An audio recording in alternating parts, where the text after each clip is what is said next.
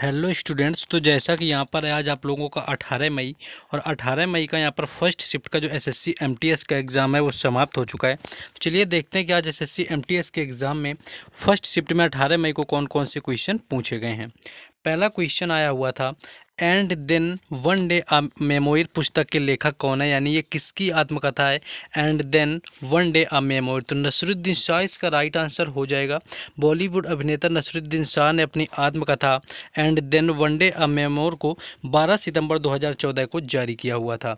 और अगर आपका अनफिनिश्ड अ मेमोयर आपका पूछा गया था तो ये प्रियंका चोपड़ा की जीवनी हो जाएगी। तो अगर इसमें कन्फ्यूजन, कुछ लोग यहाँ पर अनफिनिश्ड बता रहे थे, अनफिनिश्ड की आपका प्रियंका चोपड़ा की यहाँ पर बायोग्राफी पूछी हुई थी, तो एक्चुअली यहाँ पर आई आपकी यही हुई थी, and then one day a memoir, जो कि नसरुद्दीन शाह की आत्मकथा का नाम है। बाकी आपको नॉलेज के लिए याद रखना है, अनफिनिश्ड अ मेमोयर प्रियंका चोपड़ा की आत्मकथा यहाँ पर है। नेक्स्ट आगे देखेंगे कि दिल्ली में समृद्धि योजना की शुरुआत किसने की हुई थी, यानी किसने की हुई थी दिल्ली में समृद्धि योजना की शुरुआत। तो समृद्धि योजना की शुरुआत दिल्ली के उपराज्यपाल के द्वारा 26 अक्टूबर 2022 को की गई थी। निगम द्वारा आपकी लगाई गई समृद्धि योजना पहले आई संपत्ति कर की आम माफी योजना से काफ़ी अलग थी। तो यानी ये दिल्ली के उपराज्यपाल के द्वारा शुरू की गई, 26 अक्टूबर 2022 में शुरू की गई थी समृद्धि योजना। नेक्स्ट क्वेश्चन एक नगर निगम से था कि नगर निगम का आपका चुनाव कौन करवाता है। तो नगर निगम के अगर चुनाव की बात करें तो निर्वाचन आयोग भी इसका आपका चुनाव करवाता है जो होता है। बाकी आपको ऑप्शन बताने हैं। बाकी नगर पालिका के जो सभी सदस्य होते हैं, तो नगर पालिका के जो सभी सदस्य होते हैं सीधे भारत के नागरिकों के द्वारा चुने जाते हैं। और नगर पालिकाओं के सदस्य को प्रादेशिक निर्वाचन क्षेत्रों से चुने जाते हैं और जिन्हें के वार्ड समिति में भी शामिल किया जाता है। नेक्स्ट आगे देखेंगे। नेक्स्ट आपका था कि कल्याणी अम्मा का संबंध किस शास्त्रीय नृत्य से है। तो अगर यहाँ पर कल्याणी अम्मा की बात करें तो दक्षिण भारत के आपकी तो कल्याणी अम्मा की बात करें तो दक्षिण भारत में केरल की एक अग्रणी मोहिनी अट्टम नर्तकी यहाँ पर रही हुई है, यानी मोहिनी अट्टम इनका राइट आंसर हो जाएगा, जो कि केरल का शास्त्रीय नृत्य है, क्योंकि इन्होंने मोहिनी अट्टम को लुप्त अवस्था से वापस लाने में महत्वपूर्ण भूमिका निभाई हुई थी। ये आपका 5 से 6 बार क्वेश्चन अभी तक पूछा जा चुका है, कल्याणी अम्मा का संबंध। नेक्स्ट क्वेश्चन पूछा गया था कि भागीरथी की सहायक नदी कौन सी है। तो जाट गंगा और जानवी यहाँ पर हो जाएंगी, जो कि भैरव घाटी नामक स्थान पर आकर के भागीरथी नदी से मिल जाती है। सियाग आगे की बात करें तो झाला नामक स्थान पर गंगा नदी से निकलती है। और असी गंगा की बात करें तो गंगोरी में आपकी भागीरथी से मिल जाती है। भिलंगना भी आपकी होती है, जो कि खतलिंग ग्लेशियर टेहरी से निकलकर आपके गणेश प्रयाग में भागीरथी से मिल जाती है। तो ये सारी आपकी नदियां हैं, इन्हीं में से कोई आपको ऑप्शन में दिया होगा जो कि भागीरथी की सहायक नदी हो जाएगी। नेक्स्ट क्वेश्चन आपका संविधान से क्वेश्चन पूछा गया था एक्चुअली, कि संविधान का भाग 16 किससे संबंधित है। तो यहाँ पर एग्जैक्ट ऑप्शन तो नहीं मिल पाए, लेकिन आपके अगर बात करें तो कुछ वर्गों से आपके संबंध में जो आपके विशेष उपबंध किए गए हैं, कुछ वर्गों से संबंधित है ये आपके, तो उससे आपका संविधान का भाग 16 संबंधित, जिसमें कि आपका जैसे कि लोकसभा में अनुसूचित जाति और अनुसूचित जनजातियों के लिए जो स्थान का आपका आरक्षण रखा गया है, ठीक है। आपका जनसंख्या पद से आपके, यानी कि जो भी आपके यहाँ पर अल्पसंख्यक से रिलेटेड जो कुछ विशेष दर्जे दिए गए हैं वो आपके संविधान के भाग 16 से संबंधित हैं। नेक्स्ट हम लोग आगे बढ़ेंगे, नेक्स्ट क्वेश्चन देखेंगे, लेकिन उससे पहले आपको चैनल को सब्सक्राइब जरूर कर देना है। आपको चैनल को सब्सक्राइब कर देना है, वीडियो को लाइक कर देना है आपको, और शेयर भी कर सकते हैं। अगर आपके फ्रेंड्स का भी एग्जाम रहा हुआ है तो लाइक, शेयर और सब्सक्राइब आप लोग जरूर करेंगे यहाँ पर। और जैसा कि इन क्वेश्चंस का PDF आपको टेलीग्राम चैनल और व्हाट्सएप ग्रुप पर दिया जाता है, तो उन दोनों का लिंक डिस्क्रिप्शन में, तो वहाँ से भी जरूर जुड़ जाएँ, क्योंकि वहाँ पर आपको बाकी सारी अपडेट भी मिलती रहती हैं। चलिए क्वेश्चन में वापस आ जाते हैं। आई होप कि सब लोगों ने सब्सक्राइब कर दिया होगा सपोर्ट के लिए। क्वेश्चन आपका था कि किस क्रिकेटर को द वॉल के नाम से जाना जाता है। तो द क्रिकेटर की बात करें तो राहुल द्रविड़ इसका राइट आंसर हो जाएगा, जो कि द वॉल ऑफ क्रिकेट के नाम से जाना जाता है। लेकिन बहुत कम लोग ये जानते हैं कि उनका नाम एक इस तरह से मिला हुआ था एग्जैक्ट। तो ये आपका द वॉल ऑफ क्रिकेट पूछा गया था कि द वॉल ऑफ क्रिकेट किस खिलाड़ी को कहा जाता है। जैसे कि कपिल देव को हरियाणा हरिकेन कहा जाता है, आपका महेंद्र सिंह धोनी को माही कहा जाता है, तो उसी तरह इसका राहुल द्रविड़ यहाँ पर राइट आंसर आपका रहा हुआ था।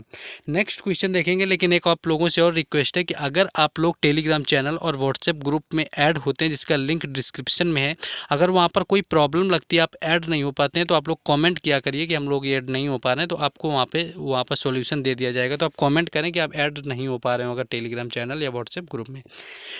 क्वेश्चन आपका था कि पांड्या वंश का प्रसिद्ध शासक कौन था, तो यहाँ पर आपका जटावर्मन सुंदर पांड्या दिया होगा, जो कि आपका प्रथम इस वंश का निश्चय ही सबसे सर्वश्रेष्ठ आपका सम्राट रहा हुआ, जो कि पांड्या वंश का सबसे प्रसिद्ध शासक रहा हुआ था।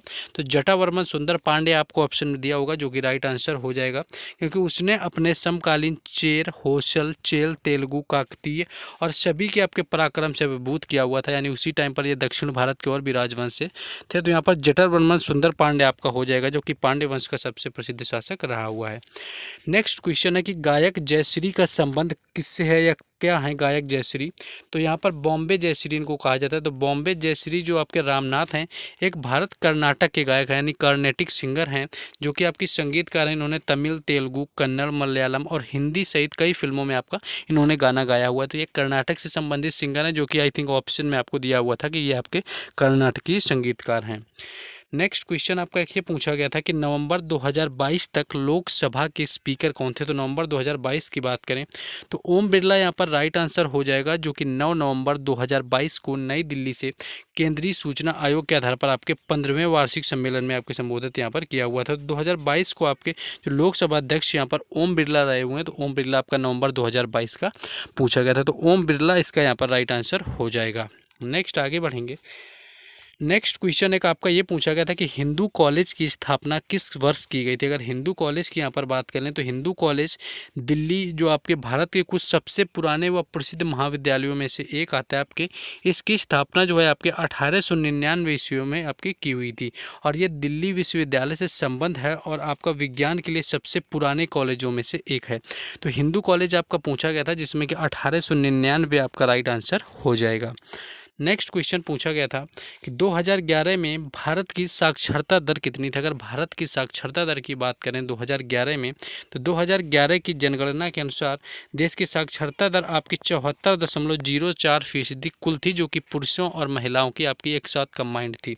वहीं पुरुषों की अगर आप अकेले की बात करें कि पुरुष आपकी साक्षरता कितनी थी, तो वह 82.14%, और महिलाओं के लिए आपके 65.46% यहाँ पर आपकी साक्षरता दर रही हुई थी महिलाओं के लिए। तो ये था ऑलमोस्ट आपका पूछा गया था यहाँ पर साक्षरता दर से रिलेटेड क्वेश्चन। नेक्स्ट क्वेश्चन हम लोग आगे बढ़ेंगे। नेक्स्ट आपको देखिए नृत्य से पूछा गया था, क्योंकि मोस्टली आपके यहाँ से नृत्य से क्वेश्चन पूछ लिए जाते हैं। नृत्य में आपका ये था पंथी नृत्य पूछा गया था, थोड़ा नया नृत्य है जो कि हट करके आया हुआ एग्जाम में। तो पंथी नृत्य की बात करें तो छत्तीसगढ़ इसका राइट आंसर हो जाएगा, जो कि अपनी नदियों, जंगल, पहाड़ों के लिए मशहूर है। छत्तीसगढ़ अपनी लोक कलाओं के लिए भी जाना जाता है। तो पंथी नृत्य पूछा गया था, जो कि छत्तीसगढ़ राज्य से संबंधित है। तो यहाँ पर आपका छत्तीसगढ़ इसका राइट आंसर था। नेक्स्ट आगे हम लोग बढ़ेंगे।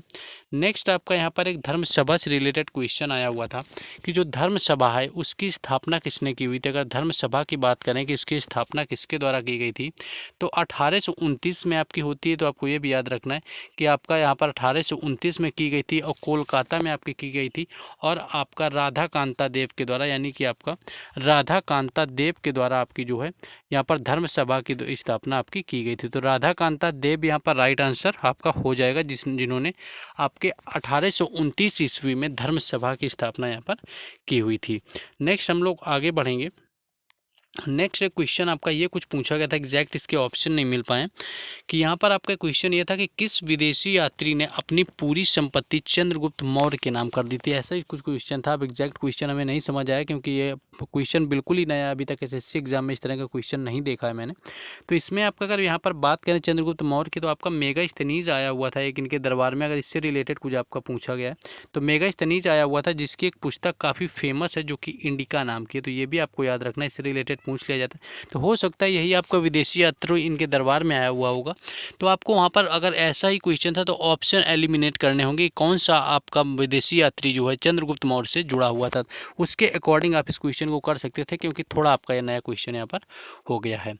नेक्स्ट आपका यहाँ पर एक प्रकाश का मात्रक पूछा गया था आपका, कि प्रकाश का मात्रक क्या होता है। तो प्रकाश वर्ष अगर आपका पूछा गया था, प्रकाश वर्ष की बात करें तो प्रकाश वर्ष तो आपका दूरी का हो जाएगा। अन्यथा आपका जो प्रकाश आपका पूछा गया था, तो लक्स अगर आपको ऑप्शन में दिया हुआ तो लक्स आपका राइट आंसर हो जाएगा, जो कि बेसिकली यूनिट ऑफ इल्यूमिनेशन, यानी कि जो प्रकाश तीव्रता आपकी होती है उसका मात्रक यहाँ पर लक्स हो जाता है। नेक्स्ट आगे देखेंगे। नेक्स्ट आपका यहाँ पर बॉस्केट बास्केटबॉल में खिलाड़ियों की संख्या आपकी पूछी गई थी, जो कि रिपीटेड क्वेश्चन है कल का ही। तो आपके 5 खिलाड़ी होते हैं, जो कि आपके 5-5 खिलाड़ियों की 2 टीमें बास्केटबॉल में खेल में भाग लेती हैं। यहाँ पर एक आपका यहाँ पर TFR का फुल फॉर्म पूछ लिया गया था। अगर TFR की बात करें तो आपका टोटल फर्टिलिटी रेट यहाँ पर राइट आंसर हो जाएगा, जो कि TFR का फुल फॉर्म है, जो कि प्रजनन दर होती है, यानी कि बच्चा पैदा कर सकने की जो आयु होती है, जो कि आमतौर पर 15 से 49 वर्ष मानी जाती है वाली प्रति 100-1000 स्त्रियों में इकाई के पीछे जीवित जन्मे बच्चों की संख्या आपकी होती है प्रजनन दर। तो TFR का यहाँ पर फुल फॉर्म पूछ लिया गया था। तो ये था ऑलमोस्ट आपका 18 मई का यहाँ पर फर्स्ट शिफ्ट का SSC MTS का एग्ज़ाम हमने पूरा ट्राई किया, जितने ऑलमोस्ट ज़्यादा से ज़्यादा क्वेश्चन बता दिए हैं। फिर भी कोई छूट जाता है तो आप लोग कमेंट करें। टेलीग्राम चैनल, व्हाट्सएप ग्रुप दोनों का लिंक डिस्क्रिप्शन में है, वहाँ से जुड़ जाएं। अगर नहीं जुड़ पाते हैं तो कमेंट करके बताएं। बाकी आपको अपना काम पूरा करना है, आपको वीडियो को लाइक करना है, शेयर करना है और चैनल को सब्सक्राइब तो ज़रूर ही करना है।